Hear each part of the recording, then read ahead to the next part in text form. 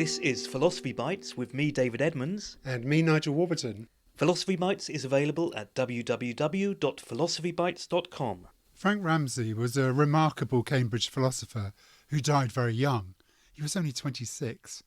In his short life, he produced a slew of brilliant ideas, many of which are still discussed. In this interview, in the Bio Bites thread of Philosophy Bites, Cheryl Misak, author of Ramsey's biography, which she's subtitled A Sheer Excess of Powers, explores the relationship between his life and thought. Cheryl Misak, welcome to Philosophy Bites. My pleasure. We're talking today about Frank Ramsey. You've been on Philosophy Bites before, also talking about Frank Ramsey, but in particular today we're going to be talking about how his life affected his philosophy. Let's start by summarising who he was, when he lived, how important he was. Ramsey was, as Paul Samuelson, the economist, once said, a genius by any test of genius. So he died at the age of 26 in 1930. He was a Cambridge philosopher, economist, and mathematician who really did unbelievable things in this very short life. There's a branch of combinatoric mathematics named after him, Ramsey theory. There are two sub-branches of economics that he really founded, optimal taxation theory and optimal savings theory.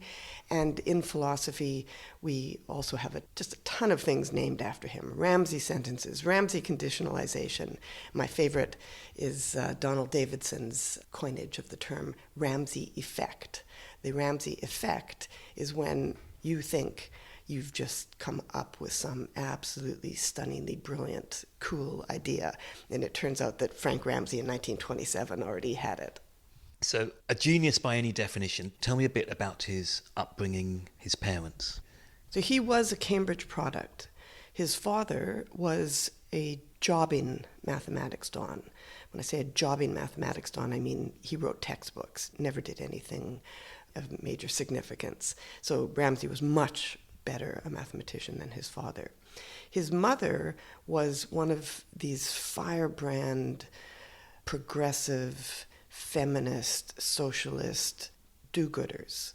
So she would take her three children on Christmas Day to the poorhouse, and they would give presents to the poor children before they had their own Christmas. And Ramsey really grew up with this mother with very strong values, and he imbibed them. He adopted his mother's values. So he became a socialist, is that right? Because one doesn't really equate Ramsey economics with socialism. Yes, Ramsey is thought of as an economist as being a sort of paradigm case of a utilitarian analyzer. So he was very, very good at making utilitarian arguments. In fact, he's considered the founder of rational choice theory because he was the first person before De Finetti, before von Neumann and Morgenstern, to figure out how to measure partial belief, to come up with a subjective account of probability, and show that we could be rational by keeping our probability measures, our belief credences, in line with the probability calculus. But Ramsey was very clear, even though he did this tremendously impressive technical thing, that no human being could keep their probabilities in line with the probability calculus. He was running around Cambridge in 1927 giving a talk called Mathematics and Economics, in which he said, look, this is a highly idealized kind of rationality that no one can measure up to. And so he would have hated the fact that he's considered the founder of rational choice theory. Where does the socialism of his mother and concerns for justice then fit into his economics? So as an undergraduate, comes into Cambridge very young because he was always clever and always moved ahead.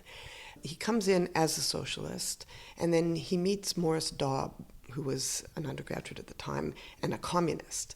And Daub takes Ramsey to workers' meetings, and Ramsey actually does a lot of good and very kind of administrative work for these workers' associations, taking notes, making generalizations about what kind of worker was more inclined to unionization than others. And he really had his socialism cemented as an undergraduate. And when an undergraduate, he wrote a paper called Socialism and Inequality, where he argued that economists should be socialists. And then later on, when he wrote his two very famous papers in economics, they look like straight-up utilitarian models, but in fact, in one of them called A Mathematical Theory of Savings, he asks how much a society should save for the future. And that's not just how much money a society should save for future generations, but how much natural resources and the like they should save. And he was very clear that you couldn't just run a utilitarian calculus and, for instance, discount future generations because some war or disease might come and wipe them out, so you can't count their utility. He said, no, that would be unjust. So he brought justice considerations into his utility analyses, and they were all kind of left-wing welfare economics analyses. And is there a link at all between his socialism, or perhaps more widely, putting human beings at the centre of his thinking, with his philosophy as well as his economics? Yes, Ramsey was, first and foremost, in philosophy, a pragmatist. So the pragmatist says that when we analyze our philosophical concepts like truth, probability, knowledge, belief, we mustn't go all metaphysical, but we must start with human beings and the role these concepts play in human inquiry and human lives. So Ramsey's account of probability is a subjectivist accountability. It's about our degrees of belief and what they ought to be. His account of knowledge, he was the first reliabilist in the theory of knowledge. He said, we know P when P is a reliable belief with which we meet the future, something that works perfectly for us. This stands in marked contrast to Wittgenstein's philosophy. And Wittgenstein was an enormous influence on Ramsey. Yes, although I would argue that Wittgenstein was an enormous influence on Ramsey, and Ramsey was an enormous influence on Wittgenstein.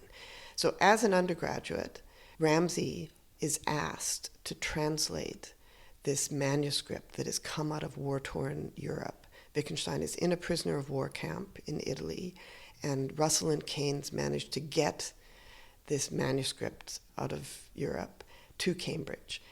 And it's a very unusual manuscript. It's written as a series of propositions with sub-propositions. It's unlike anything that has been seen before, and it's very technical. And Moore says it's untranslatable. And then they figure out, well, actually, maybe this young, mathematically inclined genius, Frank Ramsey, can translate it. And indeed, Ramsey is very keen to do it, and he understands the philosophy completely because he's been going to Moore's lectures, and he's been going to visit Russell in London to talk about logic. And Ramsey takes Wittgenstein's manuscript in German to the university typing office, and he reads off to Miss Pate the Tractatus Logico Philosophicus in English. So he looks at the German sentence and he reads it off to Miss Pate in English. She transcribes it. They go back and forth, and Wittgenstein declares the translation to have more authority than the original. So Ramsey was completely taken by Wittgenstein's Tractatus, which is, as you say, completely unlike Ramsey's later pragmatist philosophy. So Wittgenstein's argument was that the meaning and truth of a proposition, which is somehow some independently existing entity, very bizarre, but the meaning of a proposition and the truth of a proposition is that you take a complex proposition, you boil it down to its very simple constituents, and then each of those constituent elements shares a logical form with reality or a state of affairs. So it's completely non-human kind of meaning and truth. And Ramsey translates the Tractatus and then immediately writes a critical notice of it, which still stands as one of its most important commentaries. Famously, at the end of the Tractatus, there's a section about ethics and the meaning of life. How does Ramsey's human approach differ from Wittgenstein? Good. So Wittgenstein, in the Tractatus, had a big problem in that very few propositions are going to come out meaningful and true on this strict logical picture theory of meaning and truth. Only very simple statements like the pen is to the left of the cup perhaps are going to share a logical form with the state of affairs. There were a lot of propositions like universal generalizations, causal propositions, but also ethical propositions and propositions about the meaning of life that literally just don't fit into Wittgenstein's picture. And of propositions about the meaning of life, Wittgenstein said, we must be silent. We can't say anything about the meaning of life, but somehow our thoughts about the meaning of life are more important than what we can say in this primary logical language. So in 1925, there was a very interesting series of papers given at the Apostles' Society in Cambridge, the Secret Conversation Society. So first Russell came and talked about the meaning of life. And he talked about how puny human beings were in the great universe, and was eloquent, as he always was, about how all of human aspiration and accomplishment and love is bound to just be wiped out in the debris of a dying universe, because the universe is going to cool and die. Now we think it's going to heat up and die, but at the time they were sure it was going to cool and die. And Ramsey then gave a talk about the meaning of life. And he said, unlike some of my friends, he didn't mention them, but he meant Russell and Wittgenstein, he took the human perspective. He said, the stars are all as small as threepenny bits as far as the human is concerned. What Ramsey was interested in was human beings and what was best for human beings. So Russell focused on the vastness of the universe and found it depressing when it came to the meaning of life. Wittgenstein, on the other hand, focused on this tight logical language and said you couldn't say anything about the meaning of life, but nonetheless, he also was a massive depressive. And Ramsey said, unlike some of my friends, I find life quite wonderful and enjoyable because I take the human perspective. Well, tell me a bit about Ramsey's character then, because that seems to be connected with an attitude to other human beings, an enjoyment in life. Wittgenstein notoriously was terrible with other people, lacked empathy. Russell was more gregarious. What about Ramsey? Ramsey, it was very easy to write this biography in a way because Ramsey turned out to be the sunniest, most lovely, lovable character probably in the history of philosophy. It's very hard to find anyone who would say a bad word about him. So he was warm, he was gregarious, and he was very concerned about what other people were feeling in any human situation. And this did have an influence on his both philosophy and economics, I think. An economist, I believe it was Paul Samuelson, identified one move of Ramsey's in economics as being after the feasible first best.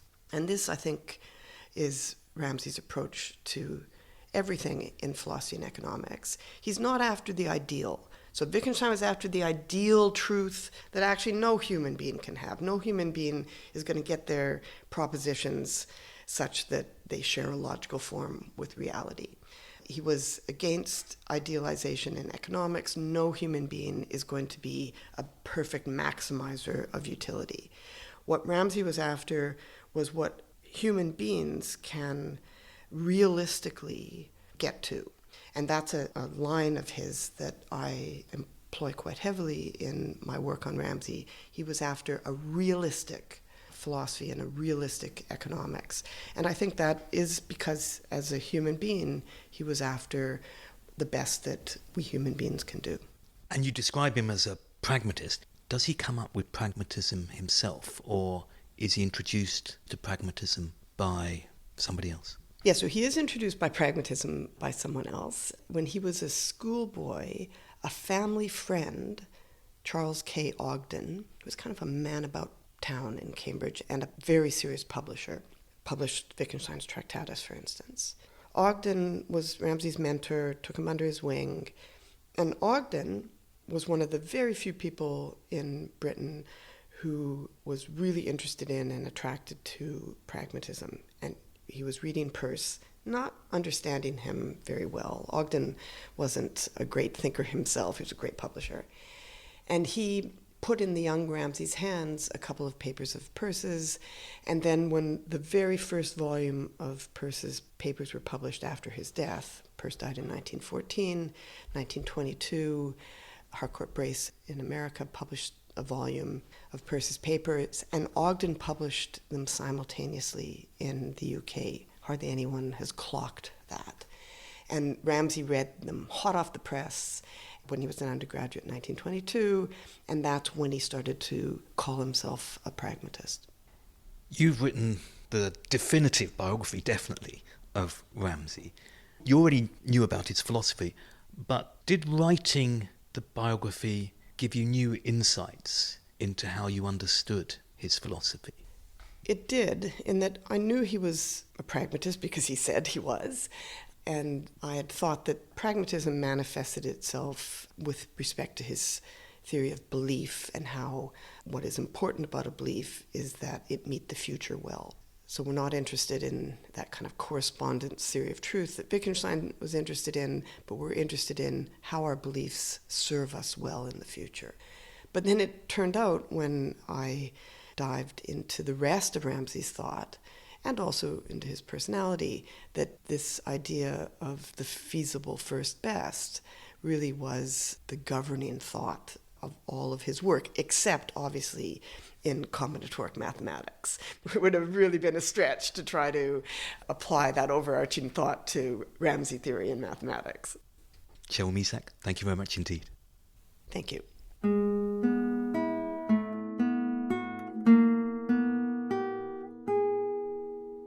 For more Philosophy Bites, go to www.philosophybites.com. You can also find details there of Philosophy Bites books and how to support us.